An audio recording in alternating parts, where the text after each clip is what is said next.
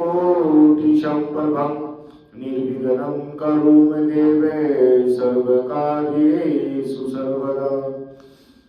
गजाननं भूतगणाधिसेवितं कपीति जम्बूफलचारुभक्षणम् उमासुतं शोकविनाशकारकं नमामि विघ्नेश्वरपादपङ्कजम्।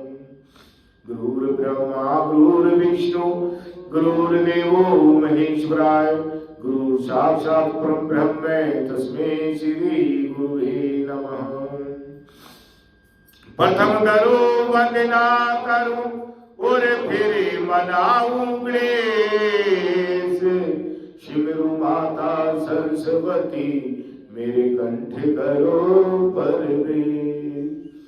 श्रीमान नारायण नारायण नारायण श्रीमान नारायण नारायण नारायण श्रीमान नारायण नारायण नारायण लक्ष्मी नारायण नारायण नारायण श्रीमान नारायण नारायण नारायण श्रीमान नारायण नारायण नारायण लक्ष्मी नारायण नारायण नारायण लक्ष्मी नारायण नारायण। 24वां अध्याय। जैसे कलहा प्रेतनी छोड़ा वेश शरीर किसका था प्रभाव ये कृष्णा वेणी तीर। फिर तुझे बोले कि कृष्णा वेणी के तट से शिव और विष्णु के गणों ने वेश्वर के शरीर से कलहा निकाली, आपने उनको बचाया। ये उन नदियों के प्रभाव से हुआ अथवा उस क्षेत्र की महिमा के कारण। हे धर्मज्ञ, इसमें हमको बड़ा संदेह है। हमसे कहो कि नारद जी बोले कि कृष्णा साक्षात कृष्ण का शरीर है और वेणी शिव जी का स्वरूप है। इनके प्रभाव को चतुर्भुज ब्रह्मा भी नहीं कह सकता, तो भी उनकी उत्पत्ति को मैं कहूंगा। उसको सुने। पहले चक्षुषा मनवंत्र में ब्रह्मा जी ने रमणीक सहयात्री के शिखर पर यज्ञ करना चाहा था। यज्ञ की सामग्री इकट्ठी करके देवगणों के साथ वह विष्णु और महादेव को संग लेकर उस शिखर पर जा पहुंचे थे। ये ना मनवंत्र, ये मनवंत्र में युग आते हैं और ये बहुत पुरानी बात है। जो यज्ञ करवाया था ब्रह्मा जी ने, वो बहुत पुरानी बात है। हम तो जो है करोड़ों बार जन्म लेके मर के फिर जन्म ले लिए होंगे हमने, इतनी पुरानी बात है। मनवंत्र में ब्रह्मा जी ने रमणीक सहयात्री के शिखर पर यज्ञ करना चाहा। यज्ञ की सामग्री इकट्ठी करके देवगणों के साथ वह विष्णु और महादेव को संग लेकर उस शिखर पर जा पहुंचे। अब ब्रह्म देवत मुहूर्त में भृगु आदि ने उसकी दीक्षा विधान के लिए प्रीति पूर्वक समाज को और उनकी सौरा नाम की पत्नी को बुलाया, लेकिन उसने वहां आने में विलंब लगाया। तब भृगु विष्णु से बोले कि हे विष्णु, आपके बुलाने पर भी वह नहीं आई, मुहूर्त बीता जाता है, अब दीक्षा विधि कैसे होगी।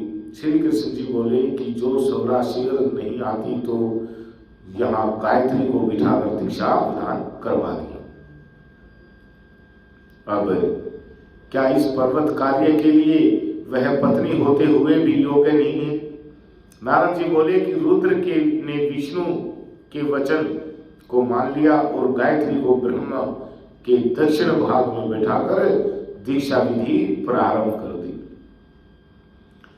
जिसकी देर से में मुनीश्वरों ने दीक्षा विधि पूरी की, इस उतने समय में यज्ञ सथल पर वहां पर सवरा आ गई और गायत्री को ब्रह्मा के संग दीक्षा की हुई देखकर सोतन यानी कि सोतपने के ईर्षा भाव से क्रोधित होकर बोली कि जहां अपूजों का पूजन होता है और पूजों का पूजन नहीं होता वहां दुर्भिक्ष मरण और भय ये 3 फल होते हैं। और दक्षिण भाग में जो वह मेरे आसन पर बैठी है वह अदृश्य और गुप्त रूप वाली नदी होएगी। और हे कृष्ण, मेरे आसन पर मुझसे छोटी को तुमने बैठा दिया तो जो तुम भी जड़ बनकर नदी होगे। अब सवरा का श्राप मिल गया गायत्री को भी और कृष्ण जी को भी। उसके ऐसे श्राप को सुनकर क्रोध के मारे कांपते हुए होठों से देवताओं के रोकने पर भी गायत्री बोली कि ब्रह्मा जी, तेरी भांति मेरे भी पति हैं, तूने मुझे विरुद्ध श्राप दिया है, इससे तू भी नदी हो जा। अब गायत्री ने भी सवरा को श्राप दे दिया। नारद जी बोले कि फिर शिव विष्णु सब देवता हाहाकार कर दंडवत करके सवरा से प्रार्थना करने लगे कि हे देवी, अब जो ब्रह्मादिक सब देवों को तुमने श्राप दिया जिससे हम सब जड़ भूत नदी बन जाएंगे, तो ये तीनों लोग नष्ट हो जाएंगे। ये सांप तुमने बिना विचारे दे दिया, अतः इन्हें लौटाना चाहिए। अब सवरा बोली कि हे देवताओं, तुमने यज्ञ के प्रारंभ में गणेश जी का पूजन नहीं किया था, जिससे मेरे क्रोध से इस विघ्न निसंदेह पैदा हुआ। तो मेरा यह वचन निश्चय ही झूठ नहीं है। इससे अपने अंशों में जड़ भूत होकर तुम सब नदी हो और हम दोनों सोत भी अपने अंशों से नदियां पश्चिम की दिशा में बहेंगी।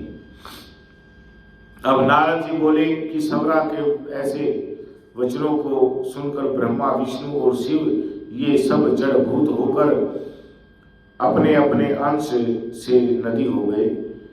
वहीं विष्णु कृष्णा नदी, शिव वेणी और ब्रह्मा कुकुधनी नदी हुए। अन्य देवता भी अपने अपने अंशों को जड़ करके सहजल की शिखरों से नदी होकर अलग अलग बहने लगे। पूर्व वाहिनी नदियां देवताओं से तथा पश्चिम वाहिनी नदी हजारों नदियां उनकी स्त्रियों के अंशों से उत्पन्न हुई। गायत्री और सवरा पश्चिम वाहिनी नदियां सावित्री नाम से प्रसिद्ध हुई और ब्रह्मा जी ने उस यज्ञ में विष्णु और शिव इन दोनों की स्थापना की, जो महाकाल और अति बल नामक देवता बने हुए। कृष्णा और वैनी के उपाख्यान को जो मनुष्य सुनेगा और सुनावेगा उसको उनके दर्शन और तीर्थ स्नान का फल मिलेगा। बोले विष्णु भगवान की जय। इसलिए नदियों में स्नान करना चाहिए। हमारे शरीर में भी सारे तीर्थ हैं। इसमें आमला नमक की कहानी नहीं है।